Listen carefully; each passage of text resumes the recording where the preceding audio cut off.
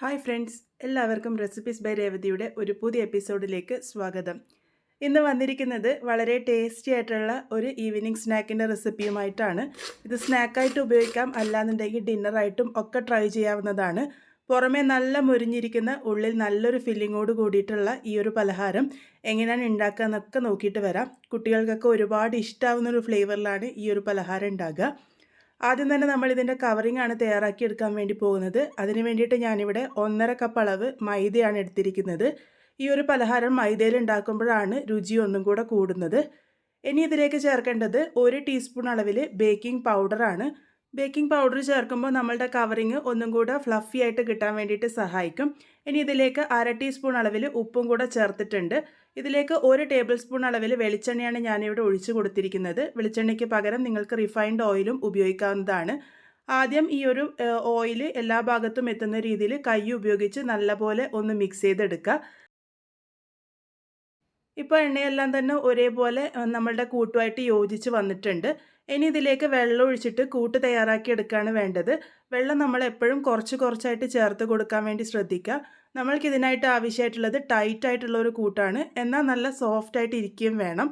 അപ്പോൾ ആ ഒരു രീതിക്ക് വേണം നമ്മൾ കൂട്ട് തയ്യാറാക്കി എടുക്കാൻ വേണ്ടിയിട്ട്. അപ്പോൾ ഞാനിപ്പോൾ ഇവിടെ വെള്ളം കുറച്ച് കുറച്ചായി ചേർത്ത് നല്ലപോലെ തന്നെ കൂട്ട് നീഡ് ചെയ്തെടുക്കുന്നുണ്ട്.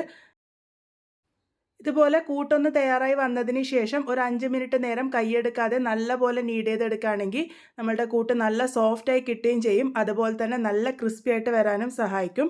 അപ്പോൾ അതാ ഈ ഒരു രീതിക്ക് ഞാൻ കൂട്ട് തയ്യാറാക്കി എടുത്തിട്ടുണ്ട്. നിങ്ങൾക്ക് കാണുമ്പോൾ തന്നെ മനസ്സിലാകുന്നുണ്ടാവും നല്ല ടൈറ്റായിട്ടാണ് ഇരിക്കുന്നത്, എന്നാൽ അത്യാവശ്യം സോഫ്റ്റ്നെസ്സും ഉണ്ട്.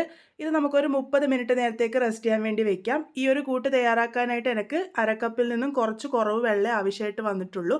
ഇനി ഇതിൻ്റെ ഫില്ലിംഗ് തയ്യാറാക്കി എടുക്കാം. അതിന് വേണ്ടിയിട്ട് ഒരു പാനിലേക്ക് 2 ടേബിൾ സ്പൂൺ അളവിൽ വെളിച്ചെണ്ണ ഒഴിച്ചു കൊടുത്തിട്ടുണ്ട്. എണ്ണ ഒന്ന് ചൂടായി വരുമ്പോൾ ഇതിലേക്ക് 6 മുതൽ 7 അല്ലി വെളുത്തുള്ളി ഒന്ന് ചെറുതായിട്ട് ചോപ്പ് ചെയ്തിട്ടാണ് ചേർത്ത് കൊടുത്തിരിക്കുന്നത്. ഇതിൻ്റെ കൂടെ തന്നെ ഒരു ചെറിയ കഷ്ണം ഇഞ്ചി ചെറുതായിട്ട് അരിഞ്ഞതും കൂടെ ഞാനിവിടെ ചേർത്ത് കൊടുത്തിട്ടുണ്ട്. എല്ലാം കൂടെ ഒന്ന് നന്നായിട്ട് സോട്ട് ചെയ്തെടുക്കാം, അതിൻ്റെ പച്ചമണക്കം ഒന്ന് മാറി വരുന്നത് വരെ.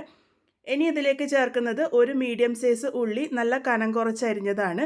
അതും കൂടെ ചേർത്ത് കൊടുക്കാം. നമ്മൾ ഈ ഒരു വെജിറ്റബിൾസൊക്കെ ചേർത്തതിന് ശേഷം ഒരുപാട് ലോ ഫ്ലെയിമിൽ വെച്ചിട്ട് സോട്ട് ചെയ്യേണ്ട ആവശ്യമില്ല. ഇതിലെന്ന് വെച്ച് കഴിഞ്ഞാൽ നമുക്ക് ആ ഒരു വെജിറ്റബിൾസിൻ്റെ ക്രഞ്ചിനെസ് വേണം. അതുകൊണ്ട് തന്നെ ഒരു മീഡിയം ടു ഹൈ ഫ്ലെയിമിൽ വെച്ചിട്ട് സോട്ട് ചെയ്താൽ മതി. അതുപോലെ തന്നെ ഒരുപാട് നേരം സോട്ട് ചെയ്യേണ്ട ആവശ്യമില്ല. ഉള്ളി ചെറുതായിട്ട് വാടി വരുമ്പോൾ ഇതിലേക്ക് 1/2 കപ്പ് അളവ് ക്യാപ്സിക്കം ചെറുതായിട്ട് അരിഞ്ഞതാണ് ചേർത്ത് കൊടുത്തിരിക്കുന്നത്. ഇതിൻ്റെ കൂടെ തന്നെ 1/2 കപ്പ് അളവ് ക്യാരറ്റ് ചെറുതായിട്ട് അരിഞ്ഞതും കൂടെ ചേർത്തിട്ടുണ്ട്. ഇതിൻ്റെ കൂടെ ഞാനിപ്പോൾ ഇവിടെ 1/4 കപ്പ് അളവ് സ്വീറ്റ് കോണാണ് ചേർത്ത് കൊടുത്തിരിക്കുന്നത്, ചോളം. നിങ്ങളുടെ കയ്യിൽ അവൈലബിൾ ആയിട്ടുള്ള പച്ചക്കറികൾ ചേർത്താൽ മതി. അപ്പോൾ ഏതൊക്കെയാണോ ഉള്ളത് അത് മാത്രം ചേർത്ത് കൊടുത്താൽ മതി. എല്ലാം കൂടെ ഒന്ന് മീഡിയം ഫ്ലെയിമിൽ വെച്ചിട്ട് നല്ലപോലെ സോട്ട് ചെയ്തെടുക്കാം. പച്ചക്കറിയുടെ ഒക്കെ ക്രഞ്ചിനെസ് മാറാണ്ടിരിക്കാൻ വേണ്ടിയിട്ടാണ് നമ്മൾ ഈ ഒരു മീഡിയം ടു ഹൈ ഫ്ലെയിമിൽ വെച്ചിട്ട് സോട്ട് ചെയ്യണമെന്ന് പറയുന്നത്. ഇതിപ്പോൾ ചെറുതായിട്ടൊന്ന് സോട്ട് ചെയ്തതിന് ശേഷം ഞാൻ ഇതിലേക്ക് ഒരു മീഡിയം സൈസ് തക്കാളിയാണ് ചേർത്ത് കൊടുത്തിരിക്കുന്നത്. തക്കാളിയുടെ സീഡ് കളഞ്ഞിട്ട് വേണം ചേർത്ത് കൊടുക്കാൻ വേണ്ടിയിട്ട്. അതും കൂടെ ചേർത്തിട്ട് ഞാനിവിടെ ഒന്ന് സോട്ട് ചെയ്തെടുക്കുന്നുണ്ട്. ഇനി ഇതിലേക്ക് നമുക്ക് ഉപ്പ് ചേർത്ത് കൊടുക്കാം. ഞാൻ ഇതുവരെയായിട്ട് ഉപ്പ് ചേർത്തിട്ടില്ല. 1/2 ടീസ്പൂൺ അളവിൽ ഉപ്പാണ് ഞാനിവിടെ ചേർത്ത് കൊടുത്തിരിക്കുന്നത്. അതും കൂടി ഇട്ടിട്ട് ഒന്ന് ഇളക്കി യോജിപ്പിച്ച് കൊടുക്കാം. അതിനുശേഷം 1 ടേബിൾ സ്പൂൺ അളവിൽ വെള്ളം ഒഴിച്ചു കൊടുക്കാം. നമ്മളുടെ പച്ചക്കറിയിൽ നിന്ന് ചെറുതായിട്ട് വെള്ളം ഇറങ്ങി വരും. എങ്കിൽ കൂടി 1 ടേബിൾ സ്പൂൺ അളവിൽ വെള്ളം കൂടെ ചേർത്തിട്ട് ഇത് അടച്ചു വെച്ച് ഇനി വേവിച്ചെടുക്കാം. അടച്ചു വെച്ചിട്ട് ഒരു 2 മിനിറ്റ് നേരം മാത്രം വേവിച്ചെടുത്താൽ മതി.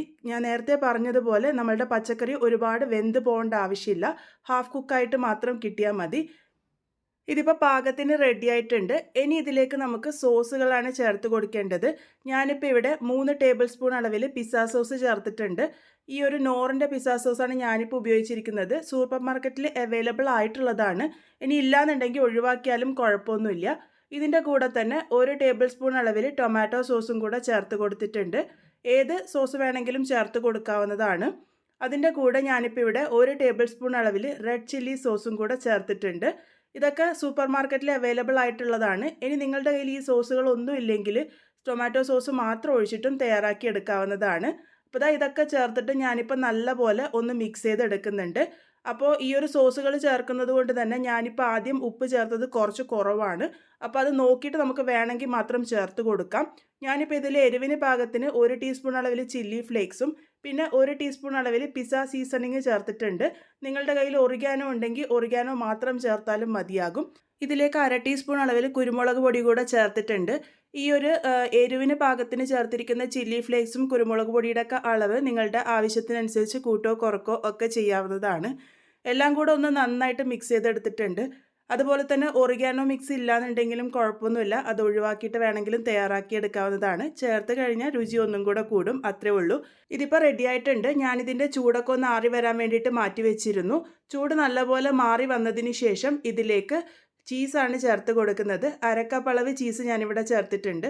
ഞാനിപ്പോൾ ഇവിടെ മൊസാറല്ലേൻ്റെ ചീസാണ് ചേർത്ത് കൊടുത്തിരിക്കുന്നത്. നിങ്ങളുടെ കയ്യിൽ അവൈലബിൾ ആയിട്ടുള്ള ചീസ് ചേർത്ത് കൊടുക്കാവുന്നതാണ്. ഇനിയിപ്പോൾ ചീസ് വേണ്ടാന്നുണ്ടെങ്കിൽ ഒഴിവാക്കിയാലും കുഴപ്പമില്ല.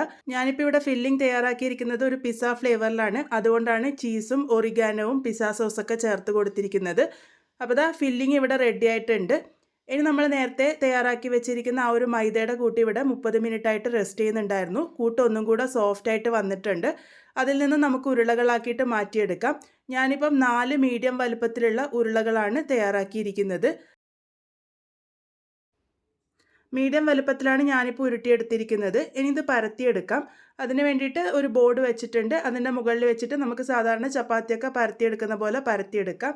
ഇത് ഒരുപാട് നേർത്ത് പരത്തേണ്ട ആവശ്യമില്ല, അതുപോലെ ഒരുപാട് കനം കൂട്ടിയിട്ടും പരത്തരുത്. ഞാനിതിൻ്റെ കനം കാണിച്ചു തരാം. ഈ ഒരു കനത്തിലാണ് ഞാനിപ്പോൾ പരത്തിയെടുത്തിരിക്കുന്നത്. അതിനുശേഷം ഇതൊരു റെക്റ്റാങ്കിൾ ഷേപ്പിൽ നമുക്ക് കട്ട് ചെയ്തെടുക്കാം.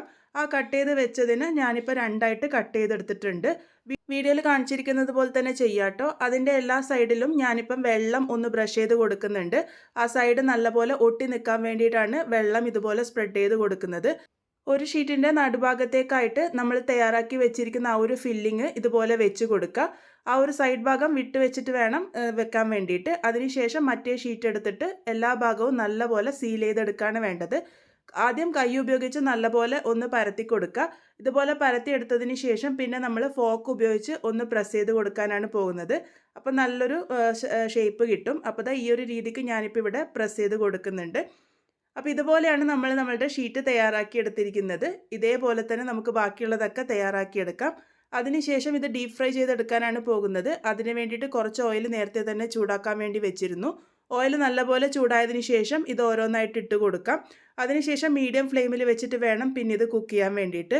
ഒരു ഭാഗം നന്നായിട്ട് മൊരിഞ്ഞ് വരുന്നത് വരെ വെയിറ്റ് ചെയ്യുക. നല്ലപോലെ മൊരിഞ്ഞ് വന്നതിന് ശേഷം നമുക്കിത് മറിച്ചിട്ട് കൊടുക്കാം. അങ്ങനെ തിരിച്ച് മറിച്ചാക്കിയിട്ട് നല്ലൊരു ഗോൾഡൻ ബ്രൗൺ കളർ ആകുന്നത് വരെയാണ് ഇത് കുക്ക് ചെയ്തെടുക്കേണ്ടത്.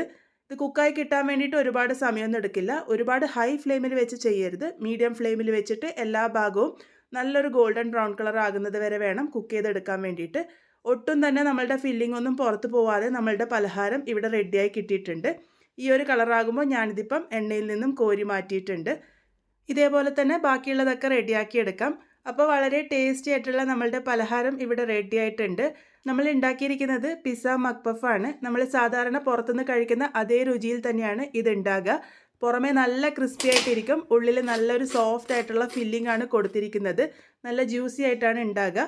അപ്പോൾ എല്ലാവരും എന്തായാലും ട്രൈ ചെയ്ത് നോക്കുമെന്ന് പ്രതീക്ഷിക്കുന്നു. ട്രൈ ചെയ്തതിന് ശേഷം ഫീഡ്ബാക്സ് ഒക്കെ അറിയിക്കാൻ വേണ്ടി മറക്കരുത്. വീണ്ടും ഒരു നല്ല റെസിപ്പിയുമായി വളരെ പെട്ടെന്ന് തന്നെ കാണാം.